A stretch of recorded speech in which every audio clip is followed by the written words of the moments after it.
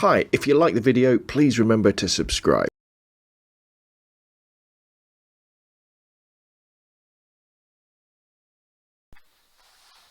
Hi everybody and welcome to SCL, the Subject, Composition and Light Photography Podcast. This is episode 233 for the 20th of April 2014. It's Easter Sunday, so happy Easter everybody. Hope you haven't eaten too many chocolate, eggs and various Easter goodies. Well, here we are, we're back again.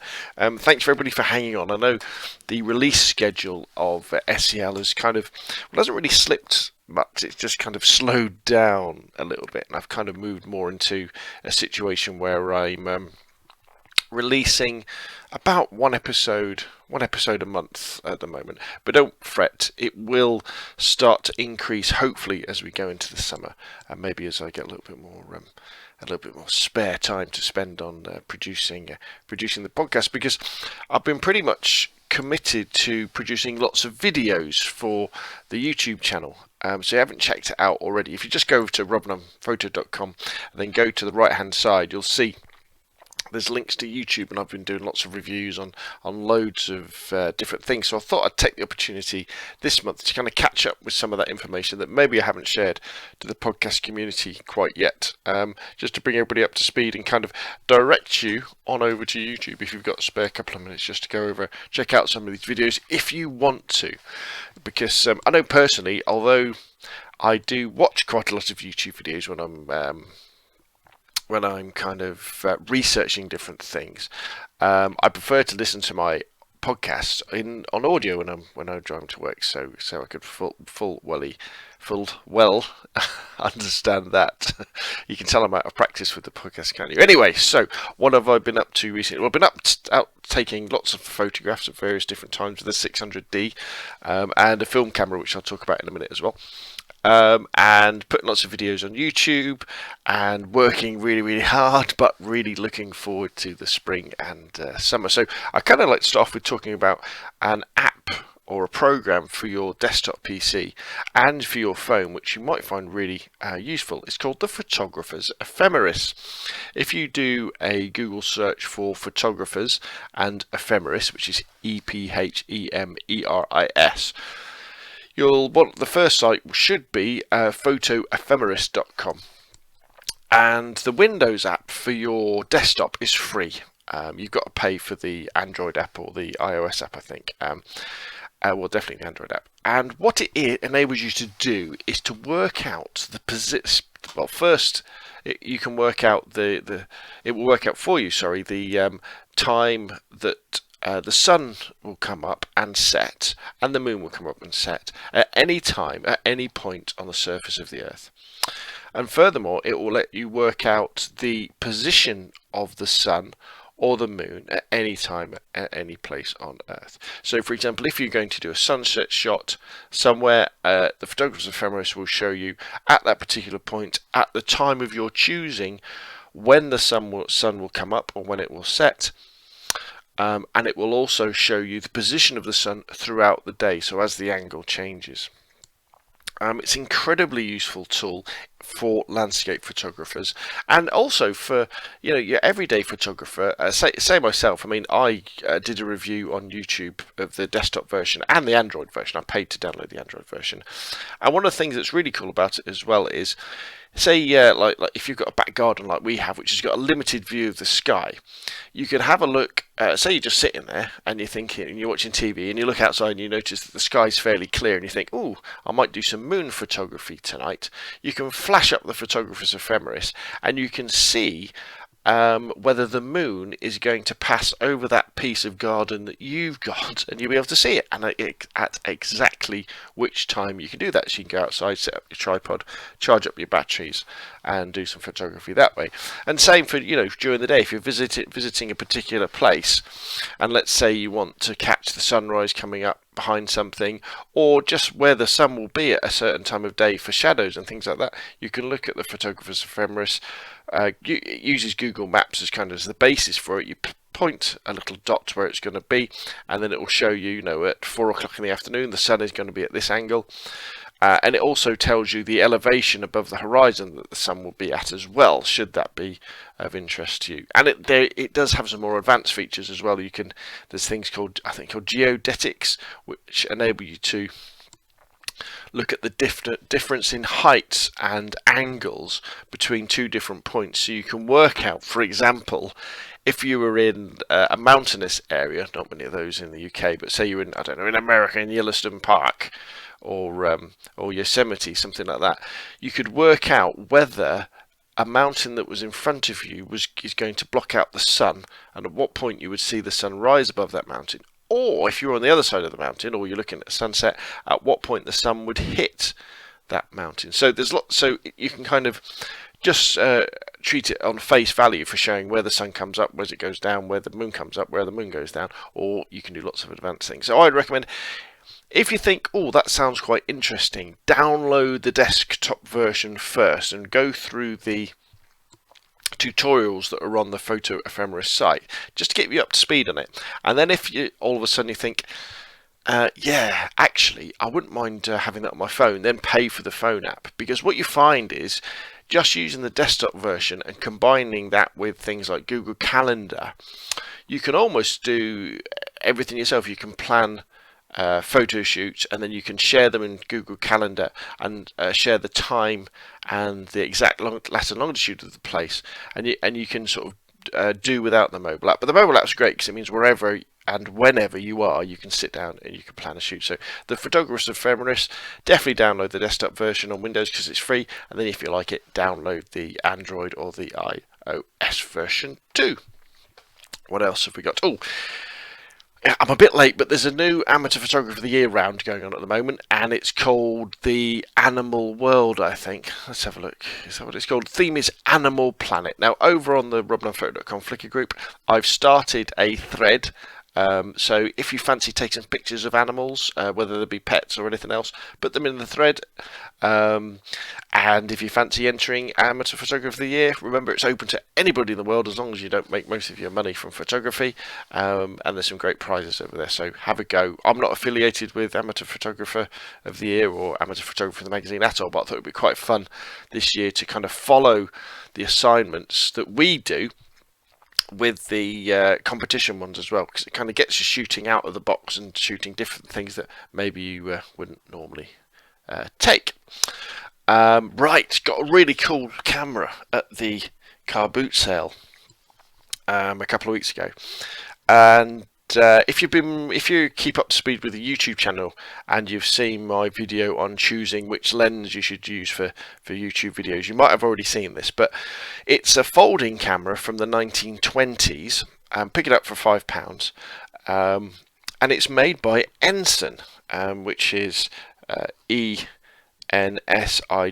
You can look them up on Wikipedia, and they're one of the very, very few English camera manufacturers that were actually ever around, and they made cameras from the late 1800s, I think, or the early 1900s, through to just after the Second World War, when they kind of, I think they went bust, went out of business, and folded. But what's really cool about this camera is that it's a pocket folding camera. So it's one of those ones where they call them pocket. I guess this was when everybody was wearing morning coats and jackets and things with big pockets, because it's a big thing. But the front pops open, and then you have the bellows that slide out, and there's a simple lens on it with a little kind of thing you look through to compose your shots. But what's really cool about it is that it takes 120 film, which obviously you can still buy in black and white and colour, and probably even slide film as well. So that's great, because a lot of these old cameras don't. They take a film that you can't really get anymore, that you have to roll your own. But this takes 120 film, easy. I've already got a load of expired stuff like that, so I chucked a roll into it. The lens as well, which is called a Synchro A shutter. This camera is actually called the Ensign All Distance Pocket Camera, which means that to focus these cameras, normally what you do is you move the bellows backwards and forwards. But this one, they said, no, you don't worry about that. It's got a simple zone focus, so it's only got two positions. It's got views, so everything, and then I think if you're closer than about 5 feet, you set it to portrait, so people. So that's it, and then sometimes as well with the shutter, when you're setting the aperture, lots of these cameras have really strange numbers. They don't have f-stops. They have their own measurements, and you've got to kind of convert it, and it can be a bit confusing. But this one, again, they made it really simple. They've just got three apertures. They've got small, medium and large. And in the instruction manual that it came with, which was great, it says small is great for bright sunny days, medium is for almost everything else, sorry, let me start again. Medium is good for for bright sunny days. Large is good for overcast days. Small you would use if you had the shutter on the bulb mode or the timer mode, because it's got three shutter settings as well. You can have the instantaneous photo, so the click and it takes a photo. You can have the bulb where you hold it down, and as long as you keep your finger down, the shutter stays open. And you've got timed where you click it once, it opens, click it again, and it shuts it. So really exciting. Now these cameras can be had on eBay really cheaply as well, mainly because I don't think people realise that they take 120 film. Because if they do, people would be snapping them up. And you can have them, I think, for between £10 and £20. Probably not outside the UK, because again, I don't know whether there'll be many of these outside of the UK. But on ebay.co.uk, if you just doing a search for Ensign all distance pocket, you'll probably come up with one of these. And as long as it says it works, it might be worth having a punt, spending a tenner on one, putting some 120 film in, because you kind of, with these types of cameras, it takes you back to the basics of photography. It introduces a lot of quirks and happy mistakes, because composing photographs by looking down through the little viewfinder is haphazard at best, and it has like this flip up screen as well that you can use. That you kind of look through. That again, I don't know how you could line much stuff up. The only advice I could probably give is get your subject away from the edges. But I'm looking forward to developing the film in this. I may well develop it tonight. We'll see how we go and see if I've got any time. See if it's come out. See if it's sharp at all. I've got to figure out a way of scanning the 120 film in as well, because my Epson scanner only does 35mm. The masks are too small, and then the scanner that comes with the MG5550, the new inkjet printer I got not that long ago, is just really good for pieces of paper and photographs. It doesn't have a backlight, so I might have to see if I can figure a way, or go on the internet and look for a way of adapting that, because that would be really convenient. Maybe make some cardboard masks and then shine some sort of light on top of the scanner to scan the negs that way, because that would be really good. So there we go, the Ensign or Ensign all distance pocket camera, an English camera that actually works. Obviously the thing I don't really know is how many light leaks there are in the bellows, because they're notorious for cracking around the edges, but it looks in good condition. And I really enjoyed using the Kodak Vest camera that I have reviewed a number of years ago, that was from 1917, that used 120 film as well, but that had some light leaks, so it'd be nice if this one doesn't. But you can repair these things. So let me just pop it, close it up. And then, in fact, I had it behind me, didn't I? So let's pull that out and just put it on the shelf just down there. So as I said, one of the things that I did a YouTube video on, which you might be interested in if you make your own YouTube videos, was a kind of a live discussion on which... a live discussion as in me talking about it, nobody else involved, about which camera lens you might want to use for shooting videos on YouTube. And I tested the 18-55. I did examples with the 40mm f2.8 Canon and the Canon Nifty 50, the 50-1.8. And the conclusion I came to at the time actually was that the 50 gave you probably the nicest views, because if you shot at 1.8 in manual video mode, it was very blurred, the background, which was quite nice, and the perspective meant that the composition was quite pleasing as well. However, the real problem was the audio, because the cameras has to be so far away to get the framing you want. You're virtually shouting across the room. But I'm going to come on and ask for advice about that in a minute as well. But after actually, I don't know, a few days later watching the video again, I don't know if I might have actually changed my mind about it. And I may actually say, well, you're better off sticking with the 18-55 kit lens. Mainly because you can there's pros and cons for having the background blurred, I think. And for myself, who's obviously an amateur photographer and I do this just for fun, I think the fact that you can see me and you can see what's behind me in the videos, in terms of, I think we have some photos. I have some photos behind me. I mean, you can watch this video if you go to robinonphoto.com and look for SCL 233. The video of this podcast will be there for you to look at, as long as nothing fails while I'm recording it. And you can see the Wii that we use to stream Netflix to the telly in the dining room. I normally dig out some old cameras and have them behind me as well, and that kind of roots it in the fact that hopefully tells people that, look, although I might know a little bit about what I'm talking about, this isn't a professional production by any means. I just want it to look fairly good. And I don't know, I might well say stick with the 18-55 until I can sort out some of the sound problems I definitely have with recording when the camera's that far away. One of the things I will be thinking about, though, is I am coming up to my 400th YouTube video.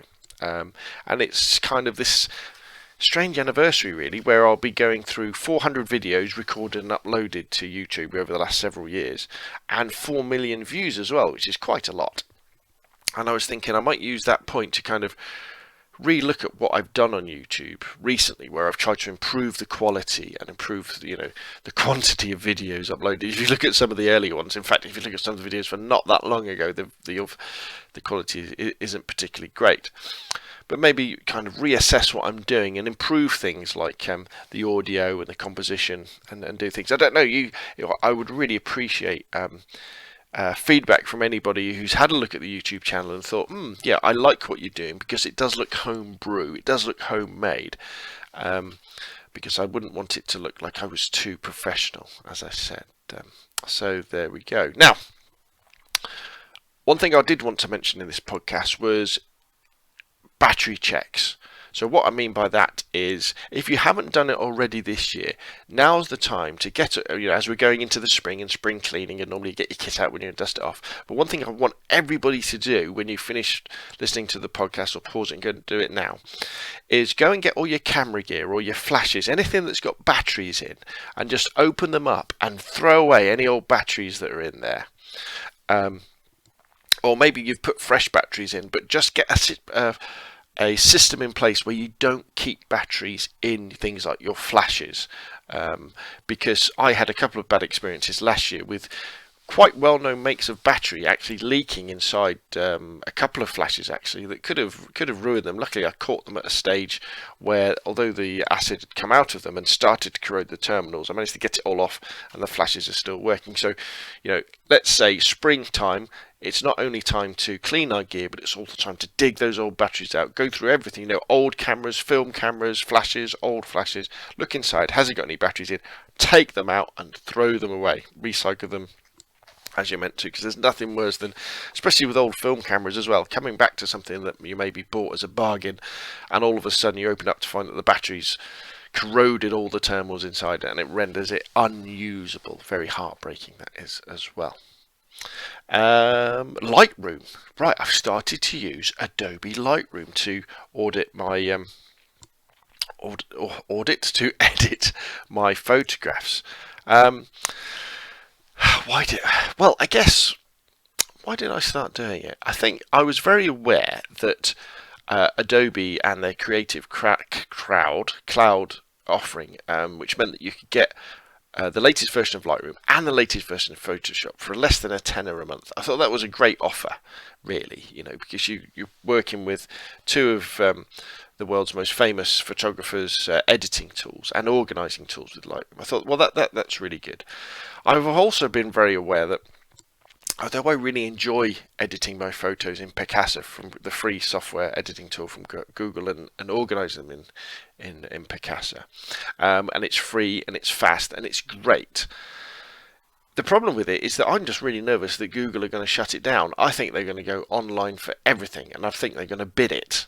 And the only way you'll be able to edit your photos with Google will be to upload them all and then edit them online, which I don't want to do, because if you're editing, well, even lots of JPEGs, working online can be a slow and tedious manner. And so I thought, well, I really should start exploring Lightroom. Plus, I know that lots of you guys and girls out there probably use Lightroom, and it is part of a professional photographer's kind of workflow. So it's something that I downloaded the trial. I've done the trial, and I actually decided not to go with the Photoshop CC 998 a month option, because I thought, well, all the time I was using Lightroom for the last month, I think I probably went into Photoshop once, and I've got a copy of Photoshop CS2, I think, which is more than powerful enough for the Photoshop stuff I want to do, cloning things out or adding text or working with layer masks and such. And if I really need the latest version, then I'll dive in and go with Creative Cloud for $9.99 a month. But I decided to buy Lightroom instead. So it was a one-off payment, which means that it's mine. I've got Lightroom 5, and I don't have to worry about paying a tenner a month. And so far, yeah, it's okay. It's very, very powerful. I would suggest that Lightroom is very much like when you go from using a compact camera or a bridge camera to using a DSLR. It's a lot easier to make cock-ups with the DSLR. And it's a lot easier to make cock-ups with Lightroom than it is with something like Picasa. And there's lots of things within Lightroom. You think, where have they hidden this? I was trying to print out a photo the other night, a 5x7, and every time I tried to print it out, it had borders, and it must have taken me 20 minutes to figure out how to get rid of the white borders around the photo. Where with something like Picasa, you just print it and it kind of does it automatically. But I'm starting to get into the groove with Lightroom. I've learned how to speed it up by using one-to-one previews. I'm really starting to like the way that you can quickly sort through a lot of photographs and pick keepers and then get rid of the ones you don't want. And obviously the editing tools are very, very powerful.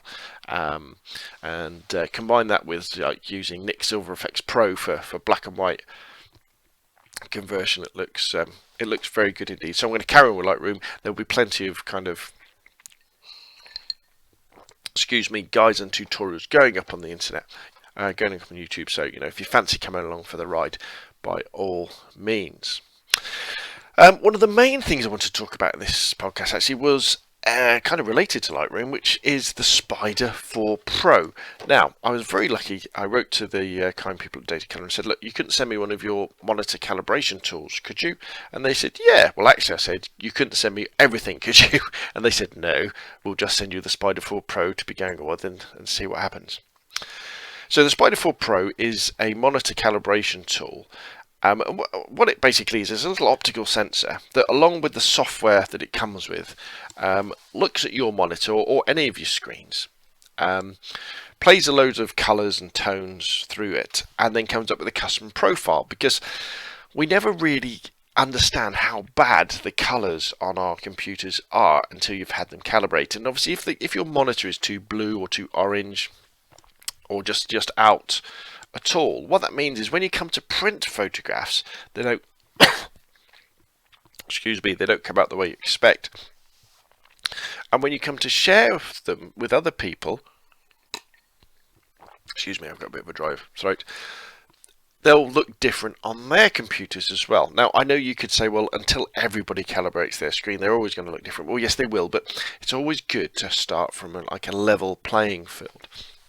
And I installed the Spyder4Pro and the software on my new Acer laptop, and I was, let's just say, very pleasantly surprised when it gets to the bit where it shows you what your screen did look like and what the calibrated bit looks like, because all of a sudden the colours just seem to pop off the screen, skin tones look more realistic. So I thought, well, that was amazing. I also was a bit hacked off, I guess, to find out that the monitor, the screen on my new laptop, only shows about 70% of the sRGB colour space. So I thought, well, that's a bit crap, isn't it? So what I did was I got an old monitor that I used to use a lot, a flat screen, an LG monitor down, fixed that to my laptop so it was running as the second screen, and profiled that, and again that was pretty close actually this time, but that one actually shows 99% of the sRGB color space. So it kind of opened my eyes to the fact that our laptop screens, even when we calibrate them, probably aren't that good at representing colour as a dedicated monitor can be. And then I even went as far as getting my old laptop, my old Acer that I used to use, and that was terrible. That was really blue.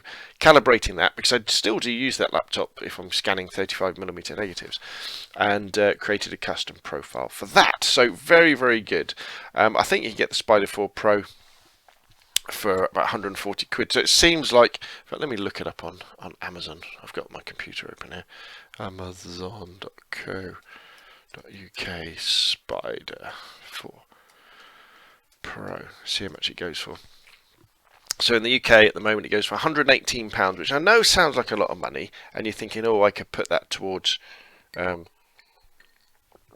new lens or a new flash. But there's no point putting all this hard work in capturing your colour photos and editing your colour photos, only to base those edits on a monitor that is just lying to you, to be honest. And I think with the Spyder4Pro, you know, it's we don't think twice about calibrating our cameras, do we? We don't think twice about making sure we've got the correct white balance and using a grey card or a piece of white paper to make sure we capture the right colours then when we take the photograph. So we should really take, I think, just as much care as with our monitor screens as well, which after all is what we're basing all our editing decisions upon. So there we go, the Spyder4Pro from Datacolor, recommended, very good, and hopefully I can get the kind people at Datacolor to send me some more of their stuff again so I can review it and share with everybody whether it's worth buying it or not. Ooh, right, well that's almost it for this month's podcast. I know we've been going on for quite a while now, over 25 minutes. Well done for hanging with us. And I just kind of like to finish off with a request for help. I mentioned earlier that I've been thinking about ways that I can improve the production quality of my videos on YouTube and of the podcast, to be honest. And obviously the big thing about that is audio. At the moment, I record my podcast just using a Microsoft USB headset, which is okay. I mean, I know it doesn't sound great, and what I'll probably be looking at is getting something like a Yeti mic or something to improve that. But one of the things that really bugs me is the quality of audio that I record when I'm recording videos with my EOS 600D T3i, because all the Canon DSLRs are notorious for having poor audio. And so I kind of got a bit obsessed with researching on YouTube and on the internet ways that you can improve the audio, looking at shotgun mics, lavs and this sort of thing. I mean, remember, it's got to be cheap because I do all this stuff on a budget. But what I kind of found out was that I don't think, listening to many of the, well, lots and lots actually, of the examples of shotgun mics and lavs, I don't think they're actually that much better than the inbuilt mic on the camera, as long as you're recording in a quiet room. Lots of the shotgun mics I've listened to on YouTube, they go, well, this is the inbuilt camera, and you go, okay, well, it's a little bit noisier, as in you can hear more of what's going on. But then they turn the shotgun mic on, and it's like, well, it's not that much different. You know, I was expecting a real difference. And then people who were wearing lavs, which is a lapel mic, you go, well, it sounds a little better, but there's all this awful hiss in the background. And all this is down to the crappy preamps that Canon put in their DSLRs, which means that any line input into the line in from a microphone has to be really loud so that you can knock down the preamp. And the only kind of shotgun mic that does this well is something called the Rode VideoMic Pro, but it's pretty expensive. It's about £140, which is about £100 more than I'd actually want to spend. And again, with the lav mics, if you want to get decent quality, you need to have a preamp, and all of it becomes quite complicated. I know that the best answer is to record audio separately. So you buy something like a Zoom H1 audio recorder, and then even if you plug a cheap shotgun mic into it or a cheap lapel mic into it, the sound is amazing. They sound great. They sound like studio stuff. And then you then take that audio and then you sync it in post-processing into your video to replace the audio from the camera but that kind of misses the point of the fact that the way that I can produce lots of videos for YouTube is I do them quickly, and I really want an all-in-one solution. I know you're probably saying, well, just buy the VideoMic Pro then, but it is a bit expensive. So if anybody out there has come up with a decent solution, or has a cheap preamp that I could buy that would go with something like this, or an idea about it, that would really help me loads. Okay, so that's enough from me. Thanks to Everyday Jones, who do the intro and outro music on the podcast. You can find their stuff for free download at everydayjones.com. Thanks to everybody on YouTube for commenting on the videos and asking questions. I will do a question and answer podcast soon. Thanks to everybody on the robnunphoto.com for posts on there. Of course, thanks to everybody on Flickr for taking part in the discussions and posting all of your amazing photographs in the group pool. And again, thanks everybody on iTunes who go over there, and if you've got a spare 2 minutes, go over to the iTunes store, search for SCL, the Subject Composition and Light Photography Podcast, and give us a quick review and a few stars, or maybe if you're on any of the other podcatchers. I don't think we're on Stitcher yet. I've got to make sure they put us on that, but I don't know, any of the other things, just give us a review. But most of all, I'd like to thank you for either watching the video on YouTube or downloading it and listening to the podcast. My name's Rob from robnunphoto.com. Hopefully pretty soon I'll see you on Flickr.